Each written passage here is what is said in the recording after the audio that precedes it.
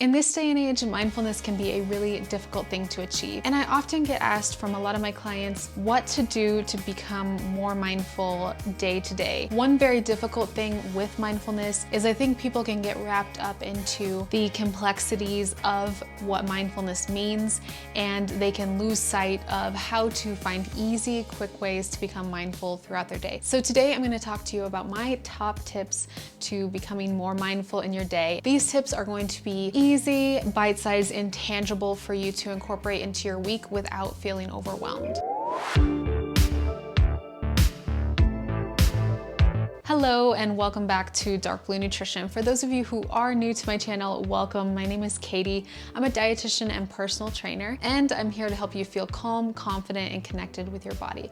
So today's topic is one of my favorite topics, mindfulness. Now, don't get me wrong, I am not a perfect person when it comes to mindfulness. I make my own mistakes and I am human, and I think we all need to understand that mindfulness is not about being perfect, and it's not about doing it exactly right. It's just about doing the best you can and working up to what feels good to you, and also just doing it in ways that feel good to you, because my version of mindfulness may not be exactly the same as yours. And the thing with that is it's okay. It's okay if we have different versions of what mindfulness means.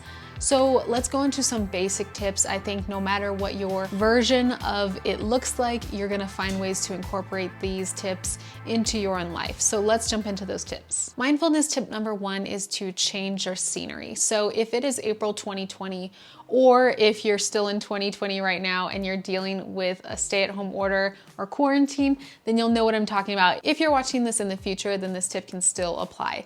So tip number one is to find different scenery or to get outdoors. One thing that I really struggle with at home is just having the same scenery. Because my boyfriend and I have lived in a one-bedroom apartment for a while, it's really tough to get a big change of scenery.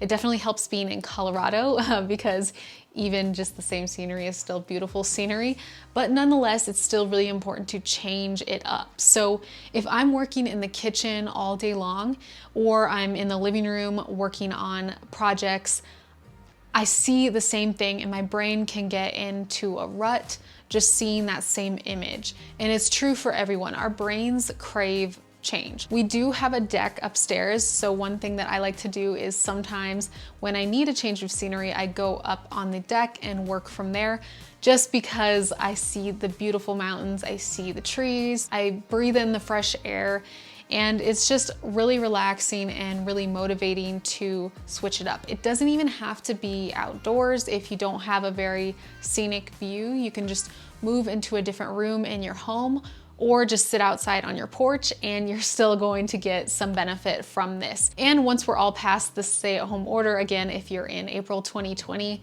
then you can go out into a coffee shop, you can go to a library, you can change it up in that way, whatever way is safe for you right now. Tip number two is focus on one task at a time. This can be tough for all of us, no matter your age, but I think especially millennials, at least from what I've seen, we have a tough time focusing on one task at a time, because we're in this day and age where we've grown up with technology and we think that we can do everything all at once and do all the things. And really what it comes down to is you can do all the things, just not all at once. So I try to pick one task to focus on at a time so I can really devote all my mental energy to that task. Otherwise, I feel like I'm pulling myself in a million different directions.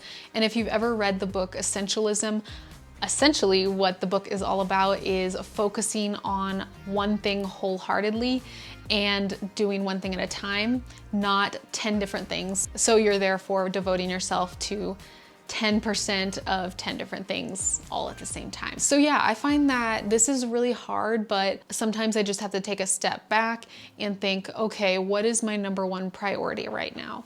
What do I really want to focus on? And I did a recent Instagram post that talked about this. And just to give you a little gist of the Instagram post, throughout my life, I've realized that when I've been most successful is when I'm prioritizing myself one thing at a time, or maybe two things at a time, depending on how big those things are. So essentially what my post talked about was, I thought that I could start back up my channel when I was in grad school and try to balance that with a social life, grad school homework, being a grad assistant, having a YouTube channel and building a YouTube channel, and doing all the things all at once.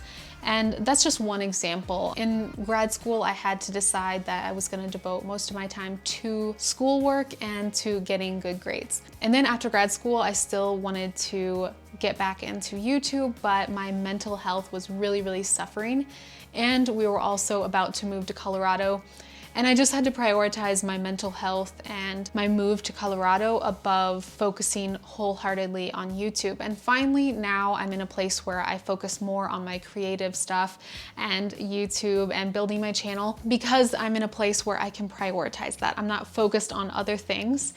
And I want you to try to practice this in your life. If you have different goals and different things that you want to accomplish, you can accomplish all of them, just not all at once. Repeat after me. I can accomplish everything I want to accomplish, just not all at once. It's a hard pill to digest, but just try this in one facet of your life, and I think you'll get that it really does help to focus in on just one small thing at a time and not everything. Tip number 3 is gratitude. I know gratitude gets thrown around a lot, but it's really changed my life. I was going through a really hard time after grad school with anxiety and depression. I've always had anxiety, but depression was new to me.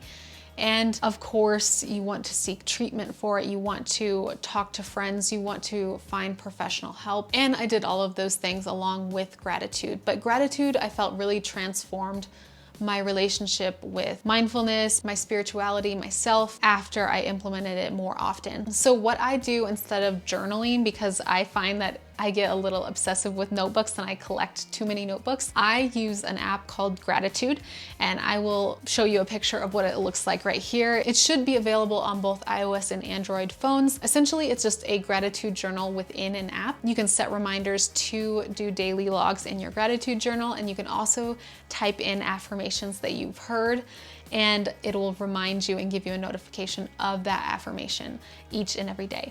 So you can set little reminders for yourself depending on what time of day you want to receive affirmations and what time of day you usually like to journal.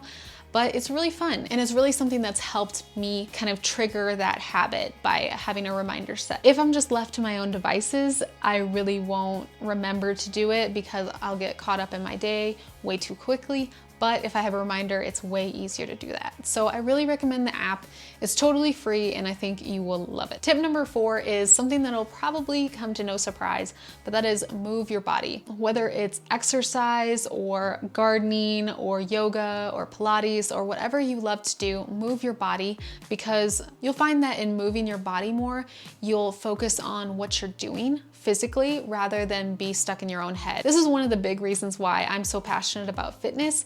It's not just that you feel confident and strong in your muscles and in your body. I definitely feel that, but it's also that you can become more connected with yourself and out of your own head. I'm an INFJ for those of you who are familiar with Myers-Briggs. If you're not, I will leave a link to the free quiz down below because you should definitely know your personality type. It's something that's really helped me be internally reflective and just reflect on what my strengths and weaknesses are and what I can work on. And so my biggest strengths are introverted intuition and extroverted feeling. So I can be really good at being highly emotional and highly in my own head. That's one of the reasons why fitness is so amazing, because you focus on your body and what your body is doing for you and not just focusing in on that active mind that won't quit. So whether you like CrossFit, Pilates, yoga, strength training, cardio, do one of these things and try to do it at least 4 to 5 times a week if you want to stay active, fit, and consistent. And you'll really notice that you'll start to look forward to those moments where you get time for yourself to work out. And my final tip for those of you writers out there is to journal. I have gotten away from journaling. I used to love it as a kid, and I admit I've gotten away from journaling, but I do try to utilize my blog and my YouTube channel as a form of letting out my creativity and letting out some emotions by helping others with what I've struggled with in the past or what I currently struggle with. I try to make videos around that, and that's kind of my outlet.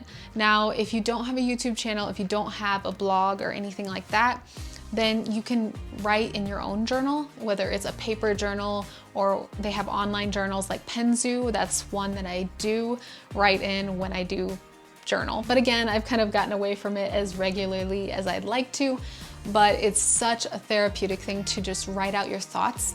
The only thing I will say about journaling is that you don't want to get caught up in those thoughts and just dwelling on them. You want to use journals as an outlet and then just let it go. So once you type those thoughts and feelings that are built up inside of you, if they're negative feelings, type them, think them out, process them, and then just let them go. So I want to know in the comment section below, what are your favorite ways to stay mindful in the moment, and how are you doing right now? Is it April 2020? Are you in quarantine? Are you stuck at home all day? Let me know in the comments section, and I just want to hear from you, hear how you're doing, and if you have any future ideas or questions about mindfulness, please let me know, and I would love to make more videos about this topic. I will leave in the description box below and also the end card more videos that you can watch that are related to this topic that I think you will really love. I hope you have an amazing day, and thank you so much for sitting and chatting with me today. I really love just having these calm yet constructive coffee chats. I have coffee, but it's in the background, you can't see it. But I really love these chats, and I hope you gained some knowledge that you can absorb into that brain of yours today. Until next time, I will see you all in the next video. Bye guys.